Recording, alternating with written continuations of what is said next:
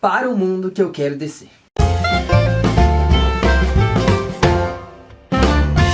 Primeira coisa, se você quer realmente assistir esse vídeo e tirar proveito dele, eu sugiro que você largue as pedras aí no chão e assista com calma. Não adianta assistir esse vídeo se você já está armado, pronto para ficar, ofender, enfim, lançar bilhões de argumentos ali embaixo, sem fundamentação, ou seja, só para extravasar sua raiva e sua agonia. Se você quer extravasar sua raiva ou sua agonia, sugiro que você faça isso com o seu travesseiro. Aqui o espaço é para discutir de maneira adulta, consciente, fundamentada, de forma educada e de certa forma humana. Então, sem raivinha no coração, tudo bem? Então tá bem. Vamos lá. Isso é um corpo humano, certo? Você já deve ter visto um. Corpos humanos ocupam grande parte da superfície da Terra. Normalmente eles são cobertos por diversas camadas de tecido. Mas por quê?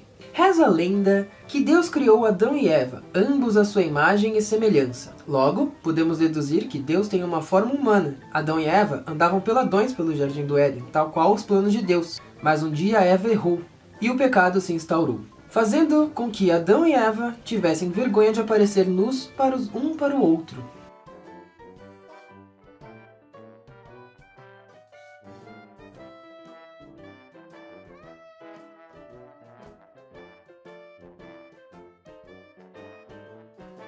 Pois bem, essa história eu acho que você já meio que conhece, não é? O que muita gente não sabe é que, independente da história de Adão e Eva, em várias outras civilizações e outras matrizes de religiões, religiosidades diferentes, a nudez não era vista como algo pecaminoso. Muito pelo contrário, o corpo humano era um objeto, um símbolo de exaltação. Afinal, né, ele era a imagem do próprio Criador. Ou seja, o símbolo da beleza suprema. Os gregos, por exemplo, frequentavam as escolas completamente nus. E a gente nem precisa ir tão longe assim quando a gente vai discutir esse assunto. É só a gente notar os próprios nativos brasileiros, que andam até hoje peladões, livres, leves e soltos, sem nenhum tipo de pudor. Por quê? O pudor veio para a nossa cultura, ele foi imposto a nossa... Essas imposições do que é errado, do que é certo, acabaram vindo lá do início da Idade Média, quando a igreja tomou o poder. Então, desde essa influência da igreja até a própria erotização do próprio ser humano, da gente achar que é algo... que o corpo humano não é só relacionado ao sexo. Então, por causa dessa influência da igreja e da nossa própria erotização,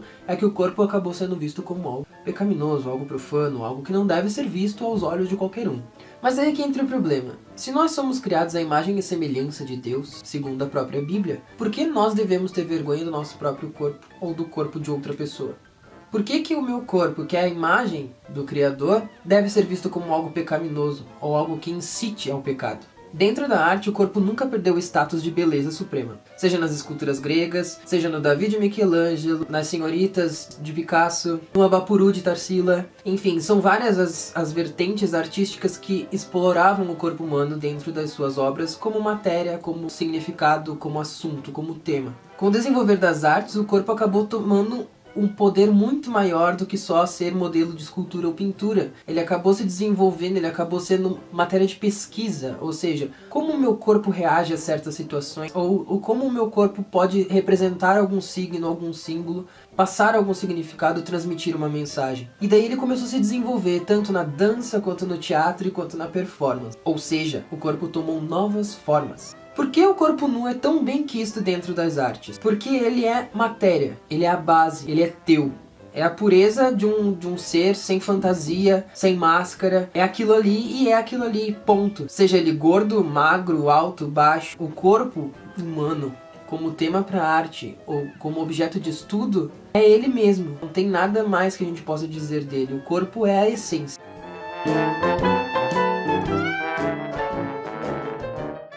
Se você vê pecado num corpo nu, seja ele de um artista ou de qualquer outra pessoa, talvez o pecado maior esteja dentro de você. Afinal, a arte é só um reflexo, ou seja, um reflexo do próprio espectador.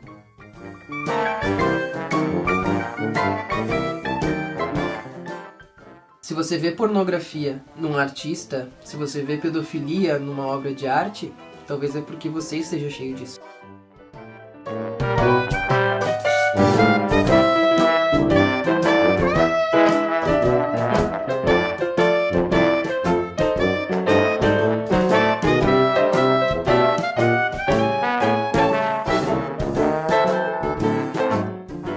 Existem sim muitos trabalhos bons e muitos trabalhos ruins dentro da arte, principalmente dentro da arte contemporânea. Mas nenhum desses trabalhos deve ou merece ser julgado segundo o critério de avaliação de beleza que a gente aplicava lá na era clássica. E muito menos por pessoas que não têm conhecimento nenhum daquilo que estão falando.